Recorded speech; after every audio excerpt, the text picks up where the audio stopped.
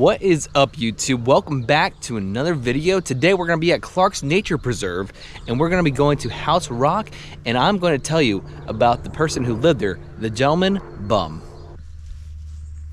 And guys, I found this little house over here, or what it looks like was the rest of a house that has been falling apart for many years. And I'm guessing it was made in the 1700s. Just guessing by what it's made. I mean, there's some concrete here, and then it looks like it's together with, looks like dirt and rocks. And if we go over here, there's a little plaque here saying in memory of Elizabeth Miller Morgan, and I'm gonna try and find out more about that and then try and tell you guys what this was. Was it a house or was it something else? Yeah, look how old that is. The wood finishings on the top there for the window look like it's super old, and it is just falling apart like crazy down here. That's a cool find. I'll try to find some information on it and then trying to figure out what exactly this is. Check out these views out here. It is an awesome sunny day, and if you go around here, there's birds everywhere. But we're gonna follow, actually we're gonna follow this trail right here. This is gonna take us to House Rock. What is this? It's called the Ralph Goodnoe Trail. I'm just gonna tell you guys, for July, it is not too hot. It is probably around like low 70s right now. I'm gonna get up to about 82 degrees today, which honestly, for here in Pennsylvania, that is not bad at all. I don't know if you guys can see, but right there, if you look at the camera, there's a big tower right there. I don't know what that's for, but I know we're not allowed to go back there, so we'll just keep hiking. They even have a trail cam over there, I guess, to see who comes by.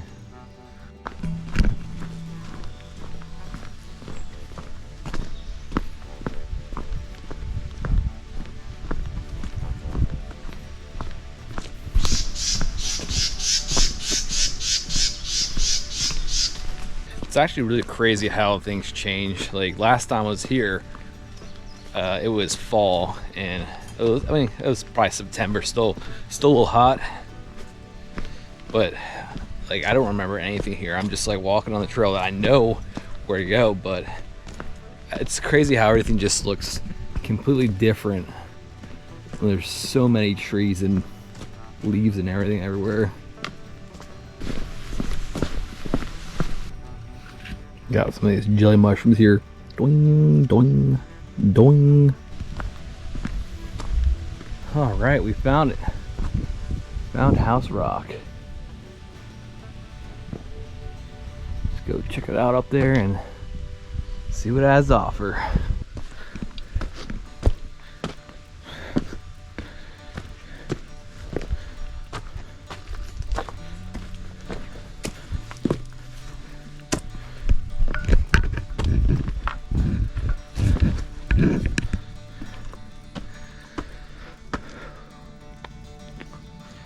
The best way to get up here.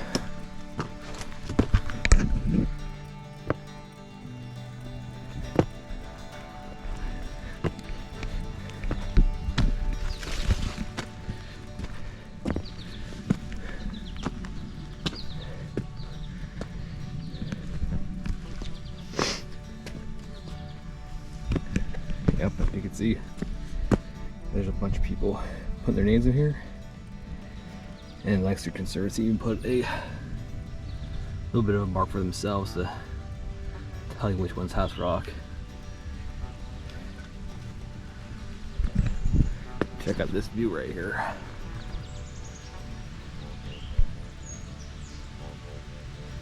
This place got an awesome view.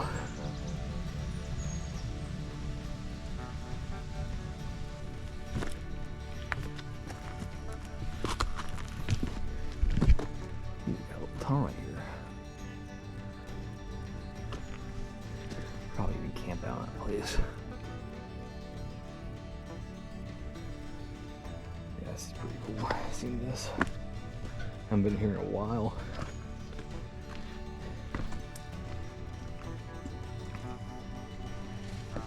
If you see this, there's a bunch of places you can just get shelter from like rain or snow or whatever. And that's exactly what this gentleman bum did when he lived here for many, many years. So like I said, a bum stayed here, a gentleman bum that at the time everybody knew. But who was he and why was he staying here at a rock? He spent his life living in various rock shelters in Lancaster County, but only at least 3 of them were known. Here in this 1899 map shows the approximate location of his first rock house called Middle Rock, where up to about 1903 he was forced out by the building of the Enola low grade train tracks. He then settled near the Susquehanna River, which is the location that we walked to, called House Rock. But again, he had to move due to railroad widening projects. His final move was to a rock cave he called Observation Rock, where he was hidden beneath the tallest rocks along the Susquehanna, living there for more than 10 years. He protected himself from the weather with lumber in the entrance and slept on a thin sheet. His cook stove was pieced by bricks with a large iron plate to place his food on. He would use lumber from the forest and loose coal from the railroad tracks for the fire fuel. What he liked to cook was fish, bread, and canned foods. Despite being a hermit, he had many guests over the years, from complete strangers to prominent figures of the community. Meade claimed to have Indian artifacts that were given to him by Indians he was associated with. He even found some near his cave in the woods. But why is he called the Colonel? Well, John Meade was very conversational and loved talking about topics of the day, but avoided personal questions because little is known about his origin. Some of his close friends over the years learned that he was actually from Maine, but yet no one knew if John Meade was actually his name. It was just an assumed one. The Colonel name, though, was never accounted for either, but he was likely a veteran of the Civil War.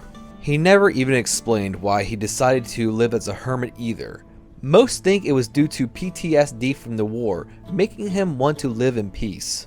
He was known as the Gentleman Bum for his well-educated manner, who loved reading material and was known to be quite the linguistic, while always being clean and tidy and courteous despite his living style. John Meade would also often work for farmers to get his earnings, always accepting a meal but refused to sleep in a bed that was offered to him, mainly working in the fields just to get by. Often he would leave to New Jersey in the springtime to farm for vegetables. When he had money, his favorite place to shop was Eshelman's store in Peckway, where he purchased his supplies.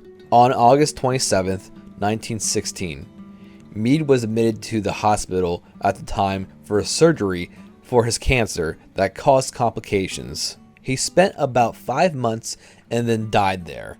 Later, he was buried at the Almshouse Cemetery at the age of 76. I'm heading back to my car. But thanks for coming on this adventure with me.